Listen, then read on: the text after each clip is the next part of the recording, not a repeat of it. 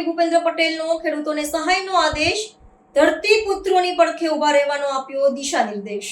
રાજ્યમાં વરસી અસાધારણ સંજોગોમાં કમોસમી વરસાદ થયો છે, તેના પરિણામે ખેડૂતોના ઊભા પાકને વ્યાપક નુકસાન થયું છે।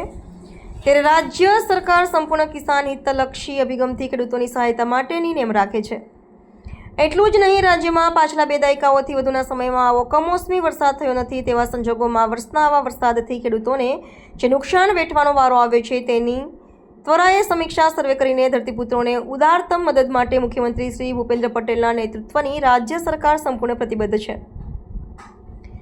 મુખ્યમંત્રીશ્રીએ ગાંધીનગરમાં સંદર્ભમાં ઉચ્ચસ્તરીય બેઠક યોજીને રાજ્યના જુદા જુદા જિલ્લાઓમાં ખેતી પાકોને થયેલા નુકસાનના સર્વે સહિતની બાબતોને પ્રાથમિકતા આપવા આ બેઠકમાં જણાવ્યું હતું। નાયબ મુખ્યમંત્રી શ્રી હર્ષ સંઘવી અને કૃષિ મંત્રી શ્રી જીતુભાઈ વાઘાણી આ બેઠકમાં વિડીયો કોન્ફરન્સના માધ્યમથી જોડાયા હતા અને સંબંધિત જિલ્લાઓના નુકસાનની વિગતો પૂરી પાડી હતી।